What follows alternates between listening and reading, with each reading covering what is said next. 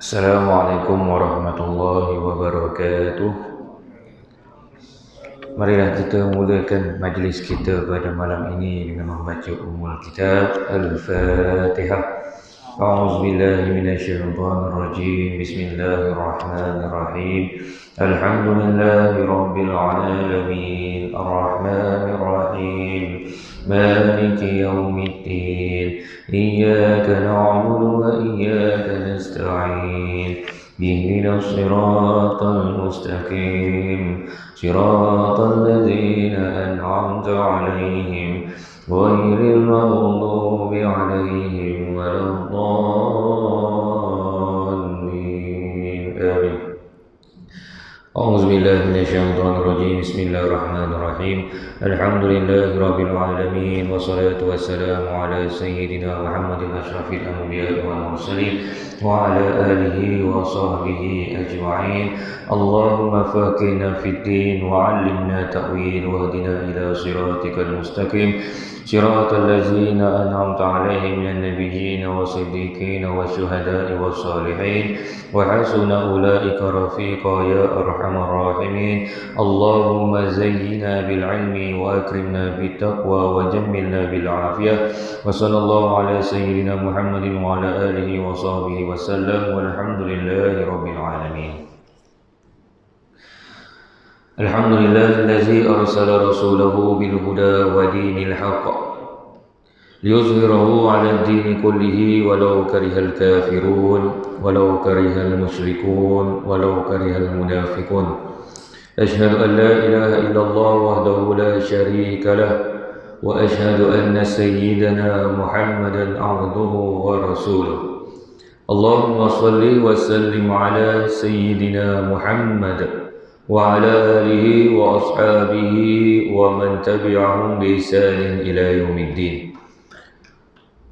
سبحانك لا علم لنا إلا ما علمتنا إنك أنت السميع العليم وتب علينا إنك أنت التواب الرحيم. رضينا بالله ربا وبالإسلام دينا وبمحمد نبيا ورسولا أما بعد.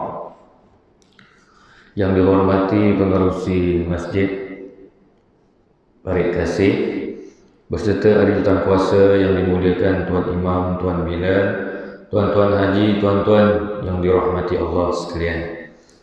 Alhamdulillah, pertama dan selamanya kita merafakkan setinggi-tinggi kesyukuran kehadrat Allah Subhanahu wa taala kerana pada malam ini Allah memberikan kita nikmat kelapangan masa untuk sama-sama kita pada malam ini datang ke rumah Allah untuk menunaikan tanggungjawab kita sebagai khalifah. Seterusnya kita menunaikan kewajipan kita menuntut ilmu, dan seterusnya nanti kita akan solat fardu isyak berjemaah. Mudah-mudahan amalan yang kita lakukan pada malam ini akan diterima oleh Allah Subhanahu wa taala dan akan diberikan balasan yang setimpal dengannya, insya-Allah. Jadi alhamdulillah juga kita merupakan orang yang dipilih oleh Allah Subhanahu wa taala pada malam ini untuk datang ke masjid. Dalam satu hadis yang diriwayatkan oleh An Abi Hurairah an Nabi sallallahu alaihi wasallam, man ghada ila al-masjidi aw raha a'adda Allah lahu fil jannah nuzulan kullama ghadan aw rah. Daripada Abu Hurairah radhiyallahu an bahawa Nabi sallallahu alaihi wasallam bersabda, barang siapa datang ke masjid pada pagi atau petang hari, maka Allah akan menyediakan persinggahan baginya di syurga. Setiap kali dia berangkat ke masjid pada waktu pagi atau petang hari.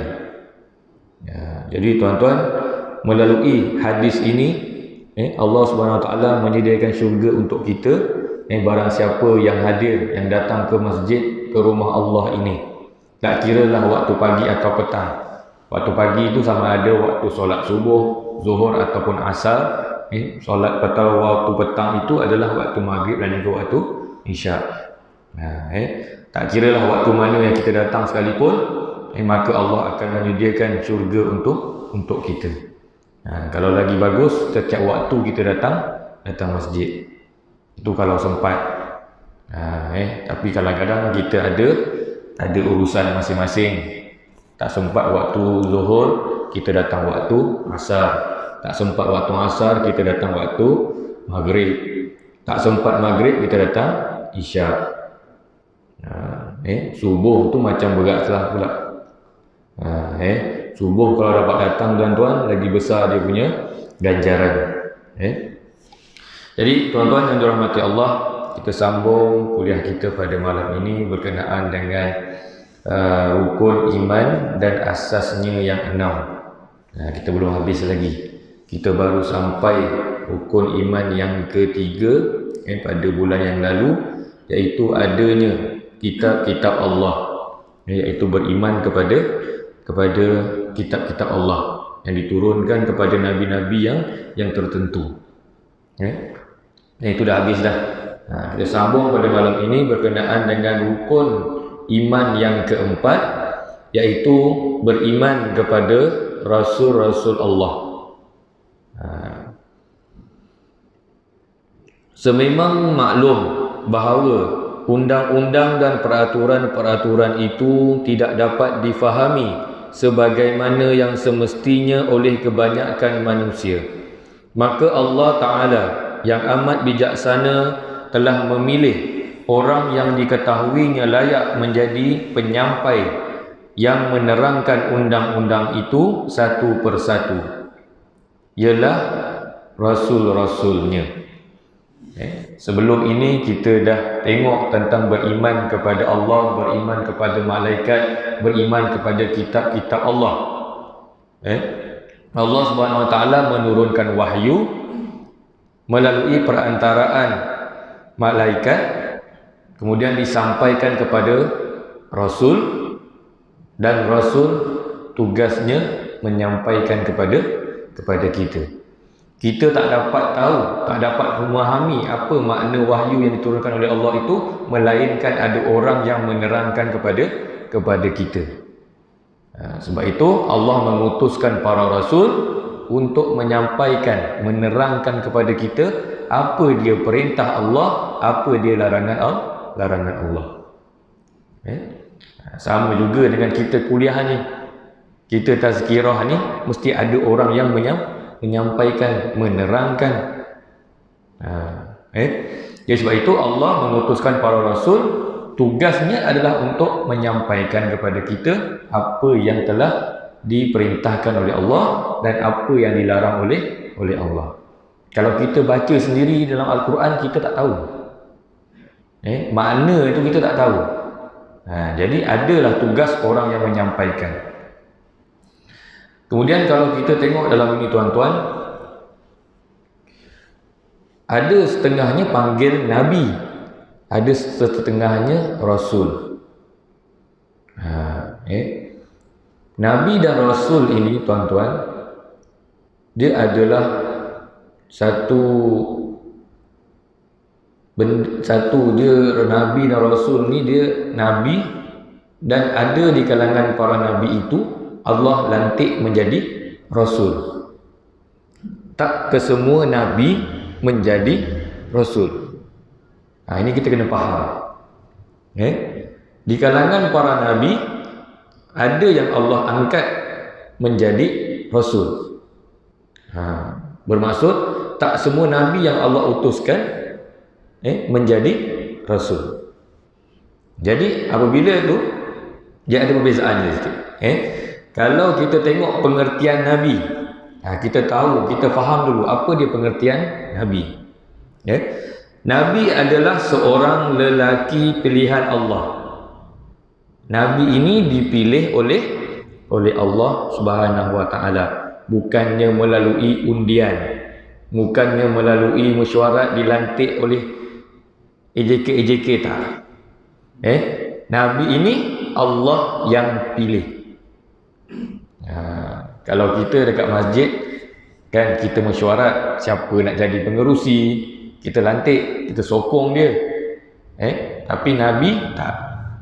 Nabi automatiknya Allah yang lantik. Kenapa Allah yang lantik? Kerana Allah itu maha mengetahui siapa yang layak untuk menjadi Nabi. dia mesti seorang lelaki. Nabi seorang lelaki, tak boleh perempuan. Dan Allah tak lantik perempuan untuk menjadi Nabi. Dan kalau kita tengok pun dalam sirah-sirah Nabawiyah, daripada Nabi Adam alaihissalam sehinggalah Nabi Muhammad, kesemuanya lelaki. Kalau ada perempuan yang cakap dia Nabi, maka perempuan itu sesat. Yang kita ikut pula. Kita dah tahu ni, ustaz kata Nabi itu seorang lelaki. Tapi kadang-kadang ada orang perempuan yang mengaku dia Nabi pun orang ikut juga. Itu yang pelik tu. Kemudian Nabi ini Allah berikan wahyu, tetapi wahyu yang dia dapat ini hanyalah untuk dirinya sendiri. Kalau Rasul seorang lelaki juga pilihan Allah, kemudian Rasul ini Allah berikan dia wahyu dan dia sampaikan kepada orang lain. Nabi tadi Allah bagi wahyu untuk diri dia sahaja.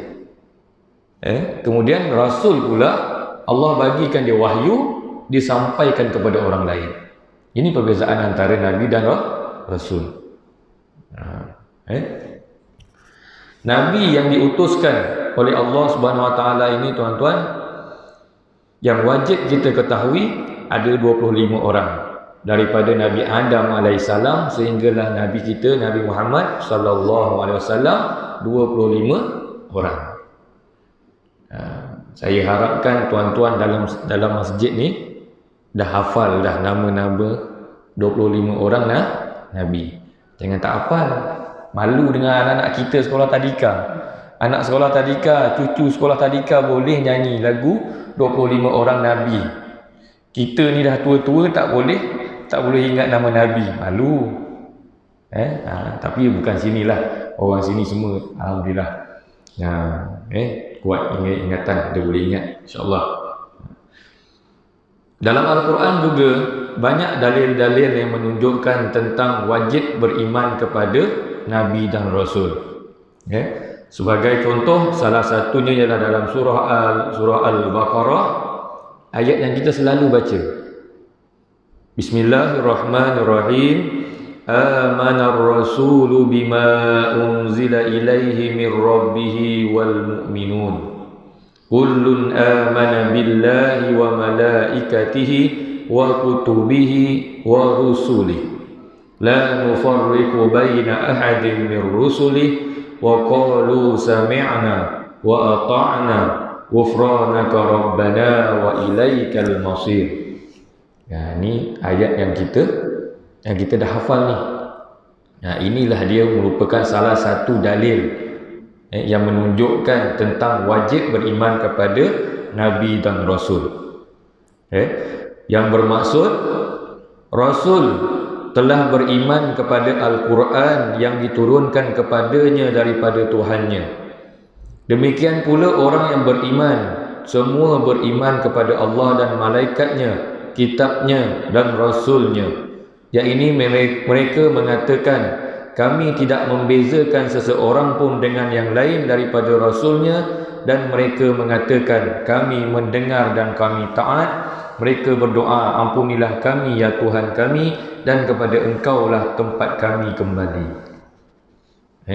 Maksud ayat ini menerangkan kepada kita tentang kewajipan kita sebagai seorang Islam beriman kepada Nabi dan Rasul. Maka kalau orang yang tak beriman kepada Nabi dan Rasul, maksud mereka tu tak beriman kepada Allah, kepada malaikat.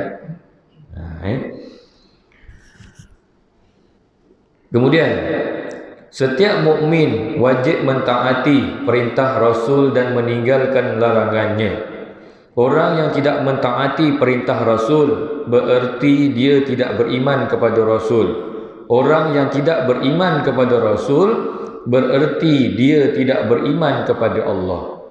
Sebab tu saya cakap tadi, orang yang tidak beriman kepada Rasul, dia tak akan beriman kepada Allah. Sebabnya apabila dia beriman kepada Rasul, maka sudah pasti dia akan beriman kepada Allah.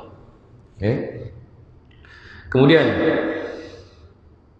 tugas-tugas para Rasul ini tuan-tuan, banyak tugas-tugas para Rasul. Di antaranya, Rasul ini menyeru manusia supaya mentauhidkan Allah.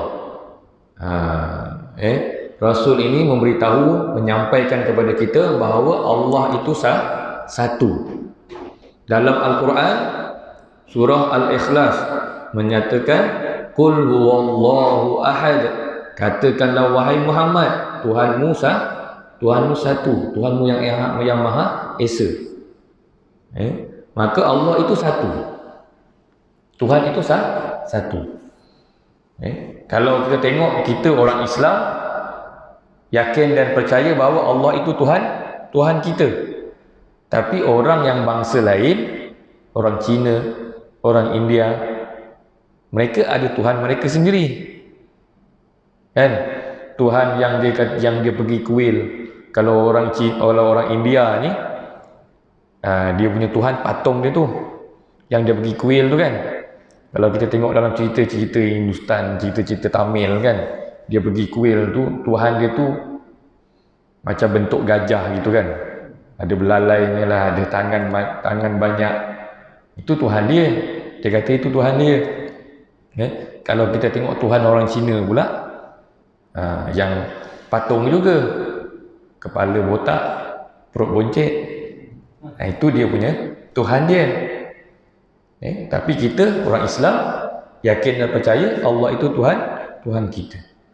Tapi ada yang juga yang tanya, kan, orang Cina, orang India tanya, you orang Islam kata itu Allah Tuhan, mana Allah? Tuhan saya nampak tu, patung saya tu yang saya sembah, saya nampak itu Tuhan saya nampak. Tapi you Tuhan mana? Tak nampak. Kan? Apa kita nak jawab? Apa kita nak jawab tuan-tuan? Sebab itu kita kena belajar, kena yakin dan percaya bahawa Allah itu ada. Sebagai contoh, kalau ada orang tanya kita lah, Tuhan kita ni Allah tu mana? Kita boleh cakap pada dia, okey, kalau awak tak percaya Tuhan saya Allah, cuba saya nak tanya awak soalan. Okey, awak manusia, awak ada akal fikiran ke tak? Mesti dia kata, wah, saya mesti ada akal. Kalau tak, saya tak pandai, saya tak tahu mana betul, mana salah, saya tak tahu apa-apa. Kita manusia memang ada akal. Saya nak tanya awak, akal tu dekat mana? Kat mana akal kita tuan-tuan? Dalam kepala. Dalam kepala tak ada akal. Cuba kita belah kepala, cari ada tak akal? Tak ada. Yang ada dalam kepala kita ni apa? Otak. Akal tu kat mana? Begitulah juga Allah. Allah itu ada? Ada. Dari mana? Jadi itu salah satu hujah yang kita boleh gunakan untuk kita kalau ada orang yang tanya kita macam itulah. Terutamanya orang-orang yang berbangsa lain. Cumanya orang-orang yang bangsa lain ini, mereka percaya juga Allah itu ada. Dia percaya. Bukan dia tak percaya, tapi dia tak beriman. Itu dia. Tuhan Allah ada, Tuhan Allah ke atas dia kata. Kan? Tapi dia tak beriman kepada Allah. Kemudian tugas antara lain juga tugas para rasul adalah membawa ajaran agama yang benar dan diredai Allah, iaitu Islam. Agama yang diredai oleh Allah adalah agama Islam, bukan agama yang lain. Kemudian para rasul juga memberi petunjuk dan rahmat kepada orang yang beriman, menyampaikan wahyu Allah kepada manusia, menjelaskan apa-apa perkara yang menjadi perselisihan manusia, dan juga memberi tunjuk ajar dan contoh akhlak yang terpuji kepada manusia. Nabi kita, Nabi Muhammad SAW diutuskan kepada kita untuk menjadi contoh ikutan yang terbaik. Jadi kita contohi dan ikutlah sebagaimana akhlak Nabi kita, Nabi Muhammad SAW, akhlak yang terpuji. Kemudian di antara 25 orang Rasul, saya sebutkan sikit-sikit satu-satu. Yang pertama, Adam alaihissalam, Nabi Adam alaihissalam. Nabi Adam ini kita tahu kisahnya dalam Al-Quran. Manusia pertama yang diciptakan oleh Allah ialah Nabi Adam. Banyak kisah dalam Al-Quran. Kemudian yang kedua, Nabi Idris. Pernah dengar kisah Nabi Idris? Saya tak tahu apa nak dengar lah Ustaz, Nabi Idris ni. Yang ketiga, Nabi Nuh. Nabi Nuh alaihissalam, kisahnya ada dalam Al-Quran. Kemudian Nabi Hud. Yang keempat, Nabi Hud. Ada Nabi Hud. Yang kelima, Nabi Saleh. Yang keenam, Nabi Ibrahim. Nabi Ibrahim ada banyak kisah dalam Al-Quran. Saya biasa dengar Ustaz kisah Nabi Ibrahim. Yang ketujuh, Nabi Lut. Kisah Nabi Lut pun ada dalam Al-Quran. Yang kaum dia kaum yang sejenis, yang Allah hancur binasakan kaum Nabi Lut. Kemudian Nabi Ismail pun banyak kisah tentang Nabi Ismail alaihissalam. Yang kesembilan, Nabi Ishaq. Nabi Ishaq ni saya tak berapa dengar sangat kisahnya Ustaz. Ada kisah Nabi yang kita biasa dengar, dan ada kisah Nabi yang kadang-kadang kita tak pernah dengar. Sebagai contoh, kisah Nabi Ilyas. Pernah tuan-tuan dengar kisah Nabi Ilyas? Ilyasa. Pernah dengar kisah Nabi Ilyas? Kisah Nabi Ilyasa. Kemudian kisah Nabi Yahya. Sedangkan nama ini banyak disebutkan dalam Al-Quran, kisah Nabi Yahya. Jadi nanti kita akan tengok satu persatu. Kemudian tuan-tuan, di antara 25 orang Rasul yang Nabi yang kita ketahui ini, 5 orang daripadanya Allah angkat menjadi Rasul, iaitu dipanggil sebagai Rasul Ulul Azmi. Rasul Ulul Azmi. Rasul Ulul Azmi ini adalah Rasul yang mempunyai banyak cabaran, banyak tentangan, banyak ujian ketika mereka berdakwah. Sebab itu Allah angkat mereka menjadi Rasul Ulul Azmi. Kita tengok siapa dia Rasul Ulul Azmi yang diangkat oleh Allah Subhanahu Wa Taala. Yang pertama adalah Nabi Nuh alaihissalam. Kenapa Allah angkat Nabi Nuh menjadi Rasul Ulul Azmi, tuan-tuan? Nabi Nuh diutuskan kepada kaumnya untuk berdakwah, menyeru kepada beriman kepada Allah. Nabi Nuh berdakwah kepada kaumnya lebih kurang 900 tahun lebih. 900 tahun lebih Nabi Nuh berdakwah kepada kaumnya. Akan tetapi dalam tempoh 900 tahun lebih itu, hanya tak sampai 80 orang yang beriman kepada ajaran Nabi Nuh. 900 tahun berdakwah, yang ikutnya tak sampai 80 orang. Saya kuliah kat sini sebulan sekali pun tak ramai. Kalau siap minggu lagi tak ramai dia agaknya, ustaz lagi dia kata. Nabi Nuh berdakwah 900 tahun lebih, tetapi yang menerima ajaran Nabi Nuh tak sampai 80 orang. Tak sampai 80 orang tu Nabi Nuh tak kisah lagi, tuan-tuan. Yang menyedihkan Nabi Nuh, isteri dan anaknya juga tak termasuk dalam 80 orang tadi ni yang beriman kepada Nabi Nuh alaihissalam. Anak dan isteri dia pun tak beriman kepada Allah. Ini yang disedih. Inilah ujian dan cabaran yang Allah berikan kepada Nabi Nuh alaihissalam. Sehingga kan Allah perintahkan kepada Nabi Nuh, wahai Nuh, kau binalah satu bahtera yang besar di atas bukit. Maka Nabi Nuh pun buatlah. Tengah buat bahtera. Orang-orang yang tak beriman kepada Allah, kepada Nabi Allah Nuh ni, dia katakan Nabi Nuh ni gila. Orang buat kapal kan kat laut. Yang kau buat kapal dekat atas bukit buat apa? Memang gila lah. Mana ada orang buat kapal atas bukit? Dah tentu tak ada air. Tapi ini adalah perintah daripada Allah. Maka Nabi Nuh pun buatlah. Buat tak tahu je lah. Asalkan kau nak kata gila ke apa ke, yang penting ini perintah Allah, aku buat. Kerana ketika itu Allah dah pun Allah bila siap bahtera itu, Allah kata kepada Nabi Nuh AS, panggil, jemputlah orang-orang yang beriman kepadaku, kepada engkau wahai Nuh, supaya masuk dalam bahtera ni. Kerana aku akan hancurkan kaum kau dengan banjir yang besar. Maka naiklah orang-orang yang beriman kepada Allah, yang menerima ajaran Nabi Nuh, semua naik kapal, naik bahtera tu, naik. Binatang-binatang, haiwan-haiwan naik, kecuali orang-orang yang ingkar. Dengan kekuasaan Allah, maka berlakulah banjir yang besar sehingga habis semua kaum Nabi Nuh dihancurkan, termasuklah anak dan isterinya. Kemudian Nabi yang kedua yang dilantik menjadi Rasul Ulul Azmi adalah Nabi Ibrahim alaihissalam. Nabi Ibrahim. Nabi Ibrahim ini ditentang oleh kaumnya.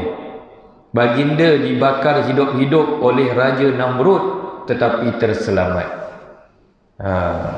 Nabi Ibrahim ketika itu pada zaman pemerintahan Raja Namrud. Pernah dengar kisah Raja Namrud? Raja yang sangat zalim.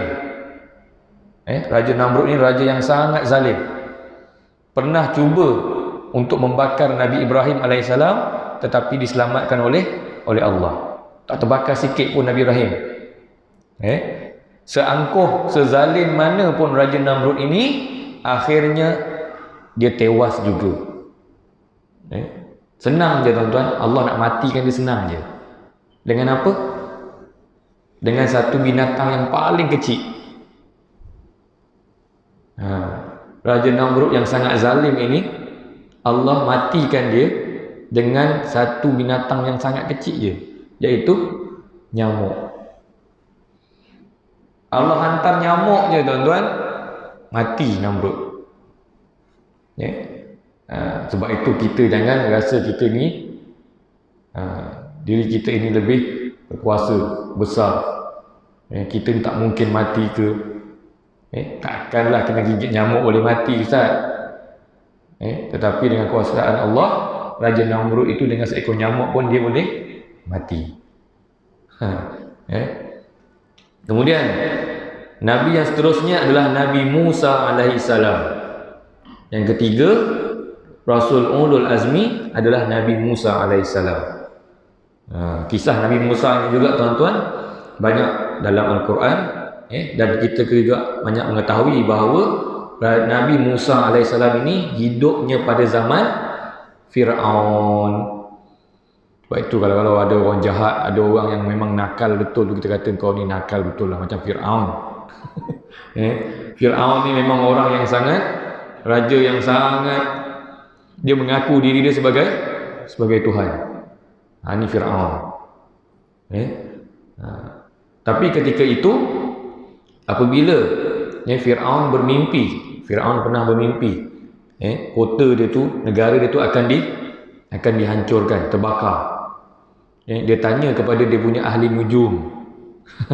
Ahli nujum lah yang mentafsirkan mimpi dia tu. Macam cerita Piramli tu, ahli nujum tu kan, ahli nujum temberang, tapi ahli nujum juga berjaya dia. Dia tanya pada ahli nujum dia, maka ahli nujum dia kata apa? Akan lahir seorang Nabi yang akan menghancurkan engkau. Maka ketika itu Fir'aun ini mengarahkan mana-mana anak ibu yang melahirkan anak, jika anak itu lelaki maka mesti dibunuh. Takut Fir'aun ni, takut. Jadi mana-mana anak lelaki yang lahir ketika itu semuanya dibunuh. Tetapi tidak pada Nabi Musa alaihissalam. Macam mana Nabi Musa boleh terselamat tuan-tuan? Allah memerintahkan ibu Nabi Musa ini supaya menghanyutkan Nabi Musa ini letakkan dalam sebuah bakul dan dihanyutkan ke sungai. Maka hanyutlah Nabi Musa AS ni, hanyut. Berhenti kat mana tuan-tuan? Berhentinya di istana Fir'aun. Kekuasaan Allah berhenti tadi bakul Nabi Musa naik tadi, berhentinya betul-betul dekat istana Fir'aun. Dan siapa yang jumpa? Isteri Fir'aun. Isteri Fir'aun jumpa. Maka diangkatnya Nabi Musa dan dia berkata kepada Fir'aun, Fir'aun, aku nak jaga budak ni, aku nak bela dia. Fir'aun tadi pantang, nampak anak lelaki je dibunuh. Tapi bila isteri dia kata dia nak jaga, Fir'aun pun mengalah juga. Kita ni tuan-tuan dengan perempuan, jangan cuba-cuba. Akhirnya nanti kita juga akan mengalah.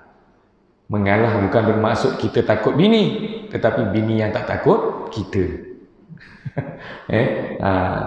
Fir'aun kalah. Bila isteri dia kata nak jaga Nabi Musa, maka dibenarkan. Maka selamatlah Musa AS dijaga oleh isteri Fir'aun. Kemudian Nabi Musa ini juga kalau kita tengok kisahnya, diberikan tongkat itu boleh bertukar menjadi ular dan sebagainya. Tuan-tuan pun dah bacalah kisahnya, kisah tentang Nabi Musa AS. Kemudian Rasul yang keempat diangkat oleh Allah menjadi Rasul Ulul Azmi, iaitu Nabi Isa AS.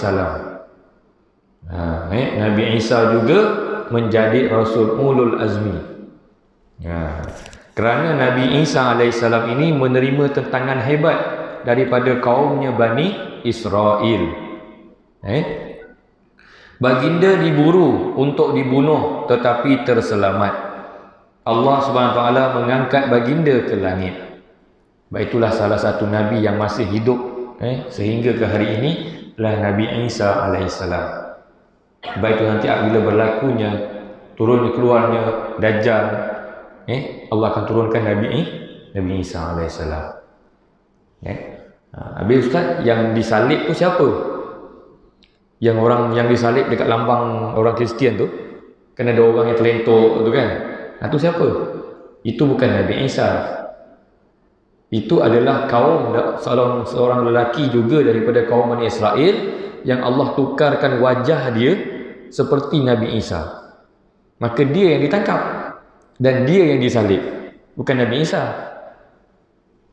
Tapi orang-orang Kristian percaya yang disalib itu ialah Nabi Isa.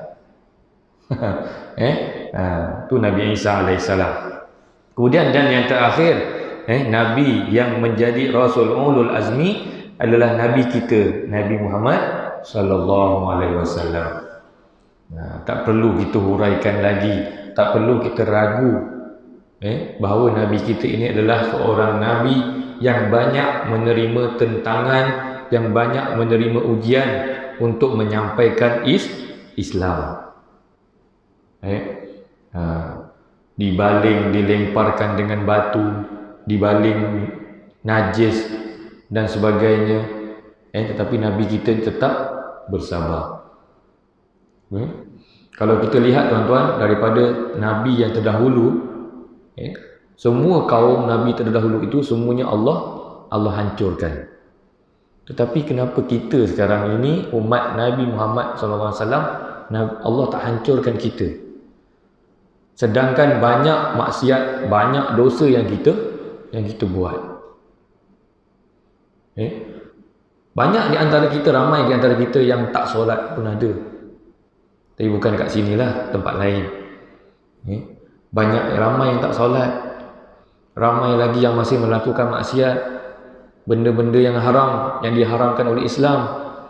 Ramai yang berjudi, ramai lagi yang minum arak, ramai lagi orang kita, orang Islam terutamanya tidak menutup aurat. Tetapi Allah tak turunkan bala.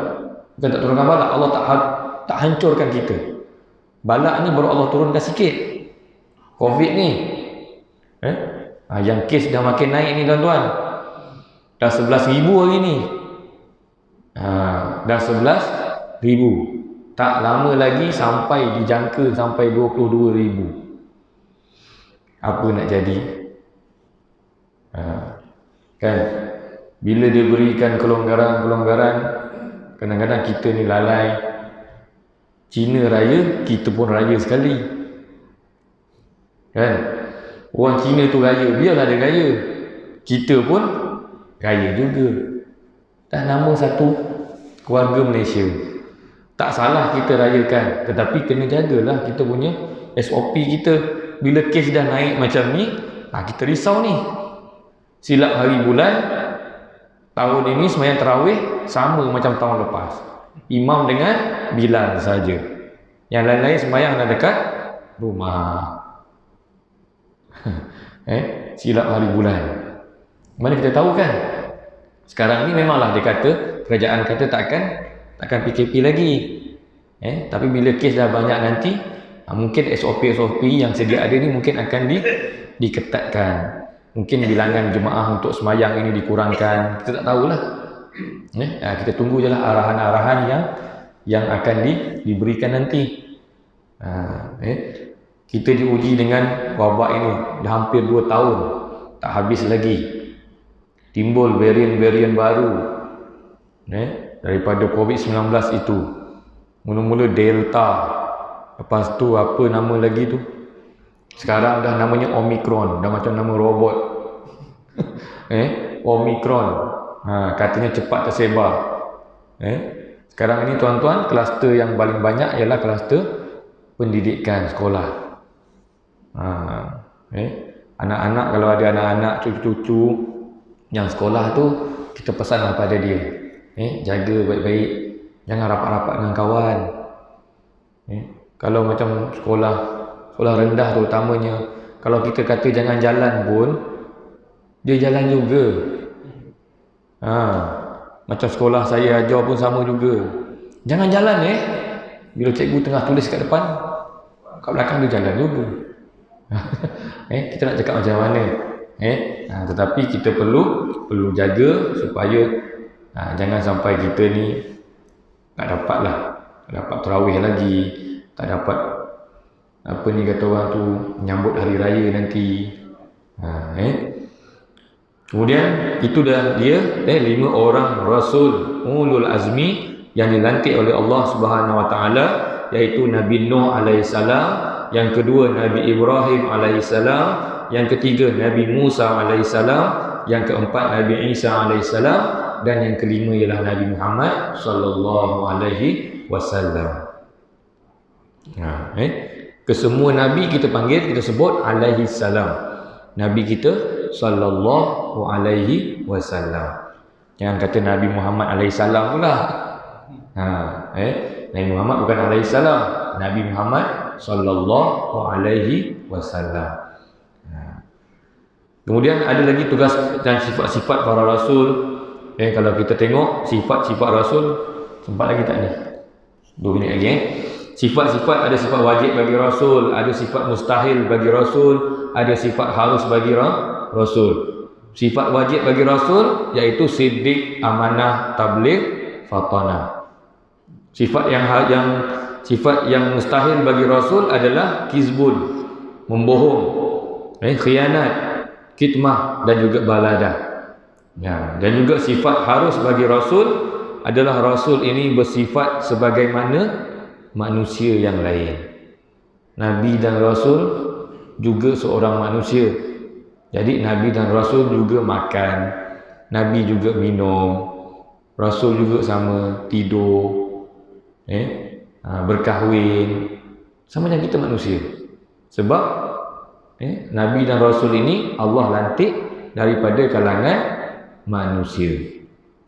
Jadi semua itu ada pada diri Nabi, iaitu sama juga seperti sifat-sifat manusia yang lain. Nabi juga sakit. Nabi juga sakit. Nabi sakit juga, kita sakit, manusia. Mana ada manusia yang daripada hidup sampai dia meninggal dunia tu tak sakit? Mesti sakit. Tak kira lah demam ke, batuk ke, semua ke kan. Penting ada juga.